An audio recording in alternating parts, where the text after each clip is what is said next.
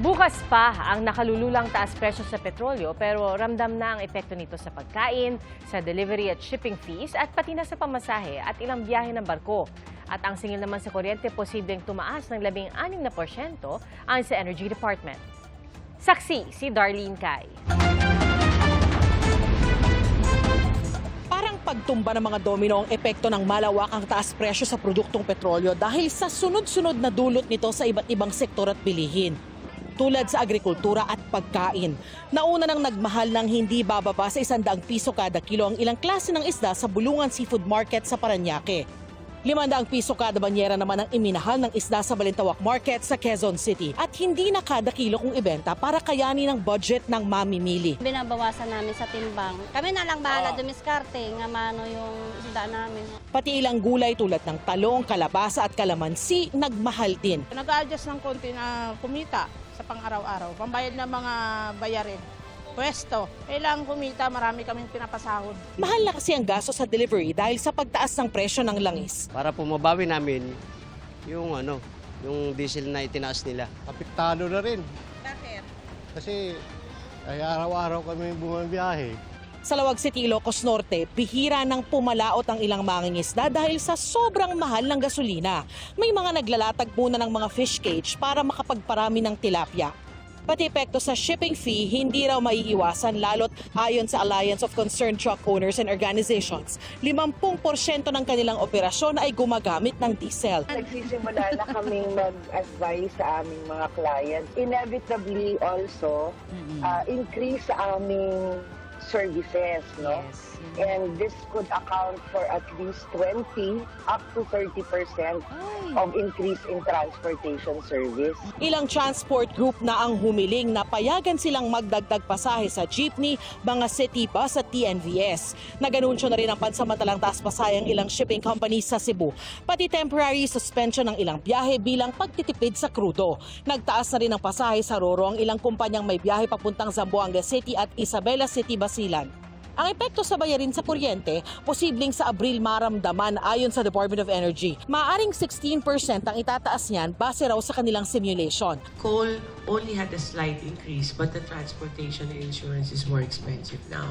Liquefied natural gas is now triple, from 12 pesos to about more than 25 na. Yes, there is an impact, and I think we're trying to find ways to mitigate that, not only on the grid area but also in off-grid kasi diesel-based sila. So we'll report on that once we have more definite plans and calculations. Bilang bahagi ng pagtitipid, ipinatutupad na ang 4-day work week sa mga ahensya ng gobyerno alinsunod sa utos ni Pangulong Bongbong Marcos. Ang Department of Social Welfare and Development sinigurong hindi raw maaantala ang kanilang mga programa at serbisyo.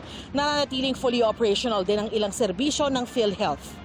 Ang GSIS sinigurong bukas ang kanilang service counters, kabilang ang lobby at pensioners lounge mula Lunes hanggang Biyernes sa pamamagitan ng adjusted frontline shifts. Patuloy rin ang operasyon sa SSS branches sa pamamagitan din ng shifting work schedule.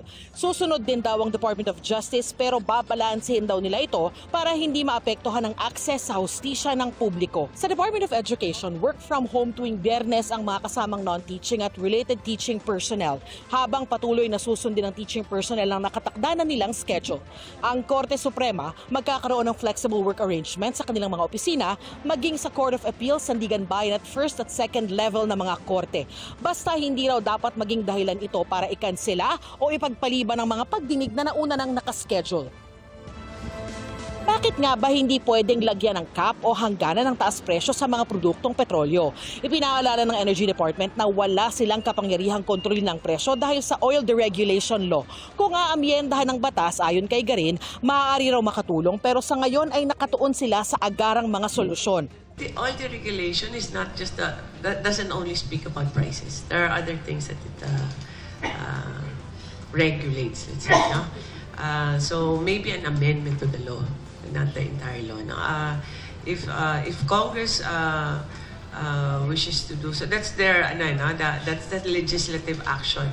Kanina tinalakay na sa Kamara ang panukalang bigyan ng Pangulo ng kapangyarihang suspendihin ng excise tax sa langis. Sakaling matuloy yan, ayon sa DOE, 6 hanggang 10 piso agad ang tapyas sa presyo ng kada litro ng diesel at gasolina. It can be suspended 1 month, 2 months, 6 months, depends on the wisdom of the committee. But it could be a limited authority on the president. What is up for consideration is not the abolition, but rather just the empowerment of the president so that the president can validly make a decision whether to suspend, to reduce itong ating mga excise tax on fuel. Nagpanukala rin ng economic manager sa Pangulo ng ibang paraan para maibsan ang epekto ng krisis sa Middle East. Kasama na dyan yung fuel conservation and then of course yung mga subsidies for the most vulnerable, especially those producers of food, transport sector in general. Sa Miyerkules, nakadakdang magkaroon ng pagdinig ang House Ways and Means Committee tungkol sa panukalang batas na nagbibigay ng emergency power sa Pangulo na suspendihin ang excise tax sa mga produktong petrolyo.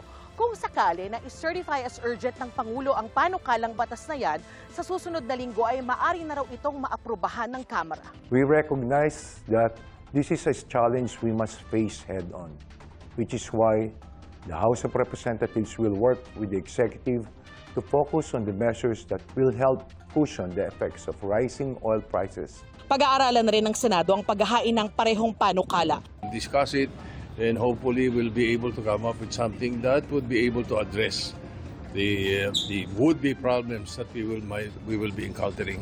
Para sa GMA Integrated News, ako si Darlene Kai, ang inyong saksi. Mga kapuso, maging una sa saksi. Mag-subscribe sa GMA Integrated News sa YouTube para sa iba't ibang balita.